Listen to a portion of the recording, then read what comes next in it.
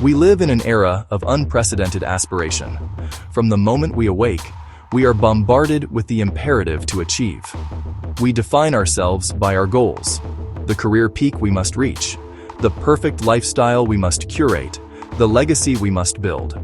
We are climbers, gazing up at summits that seem both tantalizingly close and impossibly distant.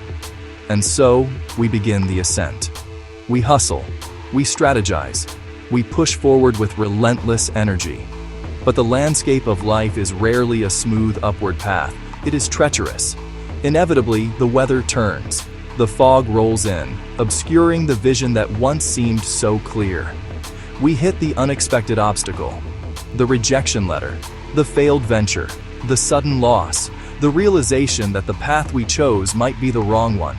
In these moments, momentum dies, and in the silence that follows the crash, a cold, paralyzing shadow emerges. Fear.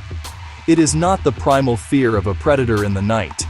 It is the modern fear, the fear of irrelevance, the fear of judgment, the fear that we are not enough, the terrifying thought that all our efforts will amount to nothing. This fear is the ultimate barrier. It transforms challenges into impossibilities. Yet, echoing across millennia, through the noise of our modern anxiety, there is a profound directive. A command that is simple, yet incredibly difficult to obey. Do not fear. But how? How do we stand before real obstacles and not be afraid? To answer this, we must look back to the greatest architects of human wisdom, the four sages. They understood that to conquer the outside world, we must first conquer the inner world. Let us first turn to Athens and face Socrates. In our modern pursuit of goals, our fear often stems from a deep insecurity about our own competence. We are terrified of being exposed as frauds. We fear the unknown challenges ahead because we don't trust ourselves to handle them. Socrates would tell us that this fear is rooted in ignorance, not ignorance of the world, but ignorance of the self.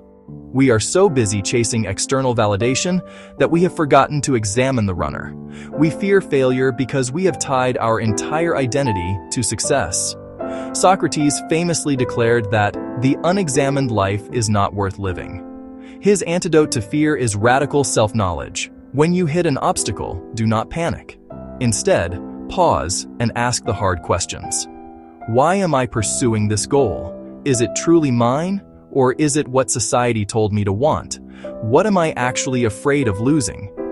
Fear thrives in the darkness of assumption. Socrates invites us to shine the light of reason into that darkness.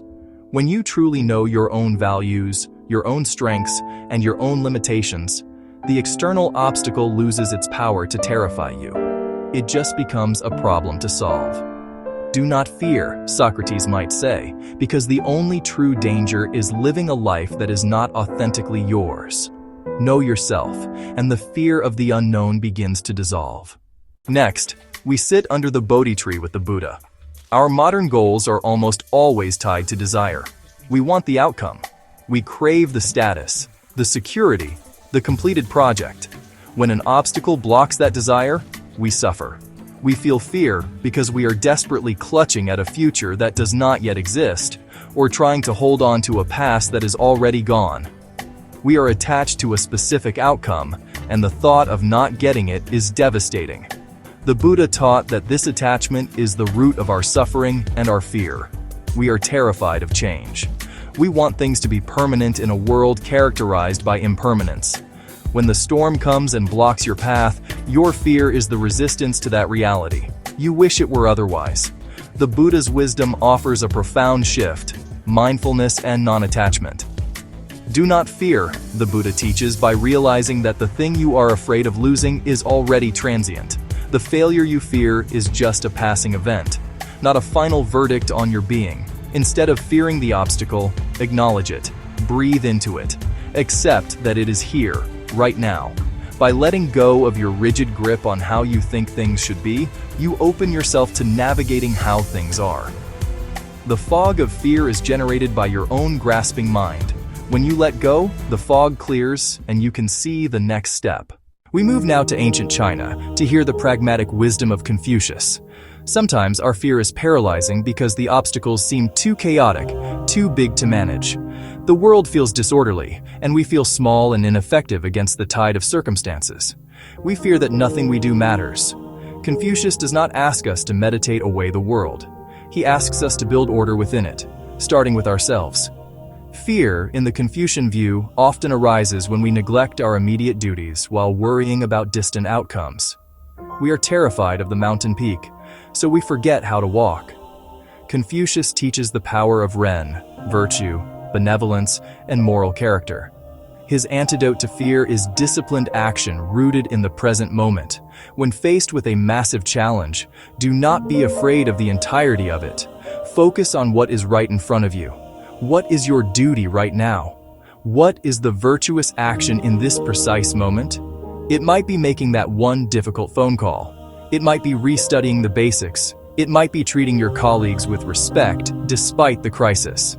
Do not fear the chaos. Confucius advises, build order through your own character. When you focus on doing the right thing, step by small step, you build an internal foundation that external circumstances cannot shake. Confidence comes not from knowing the outcome, but from knowing you are acting with integrity. Finally, we encounter the teachings of Jesus. Perhaps the deepest fear we face when pursuing our goals is the fear of being utterly alone. When the obstacle hits, we feel abandoned.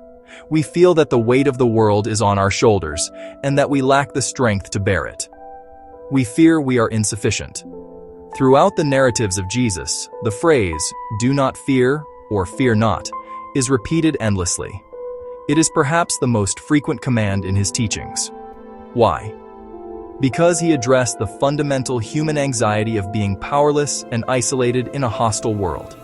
His teaching is a radical shift from self-reliance to ultimate reliance. The antidote to fear here is faith and love. It is the profound conviction that you are not walking this path alone, that there is a purpose greater than your own ego at work. Do not fear, Jesus teaches, because perfect love casts out fear. When your goals are driven by love, love for your work, love for those you serve, love for the journey itself, fear loses its grip. Fear makes us contract. Love makes us expand. When faced with an insurmountable mountain, this wisdom invites you to surrender the illusion that you must have all the power. It is a call to trust that if you are moving in alignment with a higher good, a way will be made. You don't need to see the whole staircase. You just need the faith to take the first step in love. So here we stand, modern strivers looking at our obstacles, armed with ancient maps. What does "do not fear" mean for us today?